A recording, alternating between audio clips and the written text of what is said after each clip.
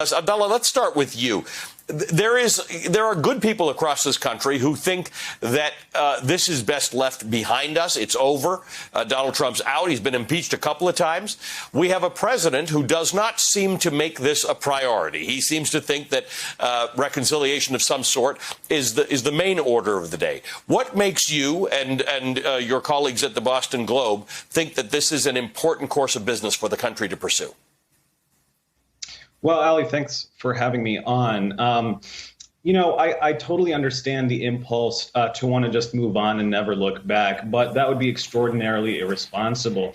The Donald Trump presidency was an unprecedented time in American history in the level of corruption and the scale of corruption that we saw. And we have to learn and study exactly what went wrong, because we were very close to seeing the collapse of American democracy, and we're seeing it still happen now. Since Trump has left office, voting rights are being chipped away at and trampled on in Republican states, and Congress is refusing to do anything about it. But it's really important to go after Donald Trump and for prosecutors to focus on finding evidence, and if they have enough evidence, to actually prosecute him for the crimes committed in office. Because if we do not do that, he laid out a roadmap that makes very clear for future American tyrants how to usurp American democracy. And so it's really important for Congress to act now with urgency to restrain future presidents from abusing their power. And if they don't do that, then the collapse of American democracy is not a matter of if, but when. Glenn Kirshner, you're a former federal prosecutor. There was a lot of debate during the Trump administration about a memo from the Office of Legal Counsel about whether a sitting president can be prosecuted. And there was certainly an understanding that once he's not the sitting president, there's a lot of stuff to go after Donald Trump for. Why? In fact, the day after his second impeachment, Mitch McConnell actually said that former presidents are not immune from being held accountable by the system. So why not do what the folks at the Boston Globe and Abdallah are suggesting? I'm with Abdallah. Donald Trump was an unabated crime wave as president. Even before he became president, he committed campaign finance violations with Michael Cohen, for which Michael Cohen went to prison. Donald Trump has yet to be charged, and he arguably gained unfair advantage by committing those campaign finance violations. But Ali, then once he took office, we could tick through the felony crimes that we can prove based on the information that has been publicly reported alone, whether it's the bribery and extortion of President Zelensky, the 10 counts of felony obstruction of justice meticulously documented by Bob Mueller in Volume 2 of the Trump-Russia report, for which Bob Mueller famously testified Donald Trump could be prosecuted upon leaving office.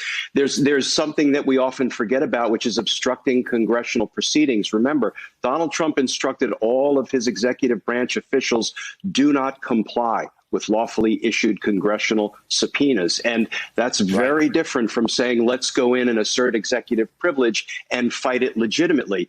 There are so many other offenses. There are countless avoidable COVID deaths that I think could be pursued by the states.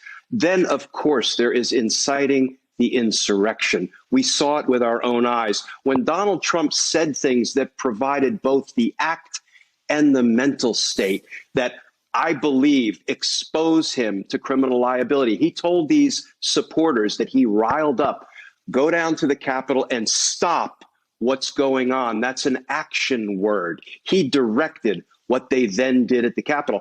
If he is not held accountable, Ali, if we don't prosecute him, then what we are doing is we are encouraging tomorrow's version of Donald Trump. We have to prosecute today's version of Donald Trump to send the message that we will not tolerate a runaway criminal president.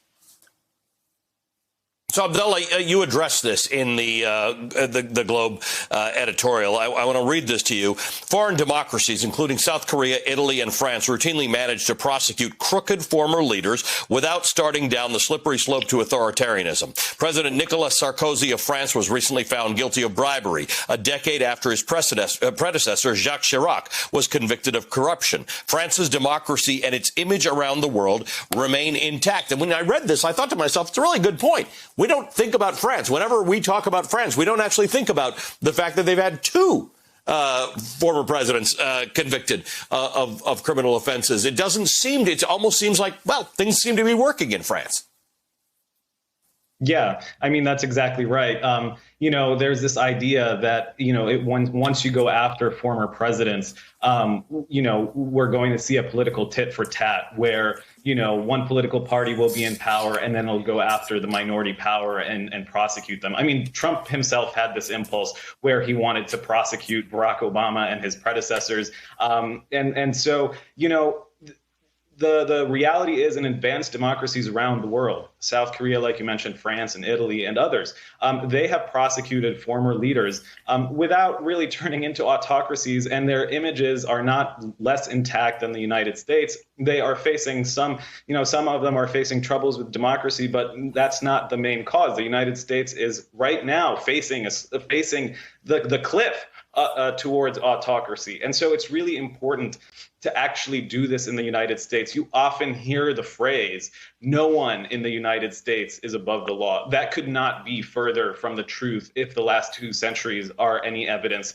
Not a single president has been held accountable for the crimes they've committed or for the abuses of power they've committed. Now we've had the 45th president try to incite or instigate a coup, and he has yet to face any legal accountability for anything that he's done. 5 people died. I mean, the commander-in-chief of the United States incited an attack on the United States and its democracy. And if that goes unpunished, then what message does that send to future tyrants, future authoritarians, be they Republican or otherwise? What message would that send them, if Donald Trump, of all people, gets away with the crimes that he so brazenly committed in the Oval Office?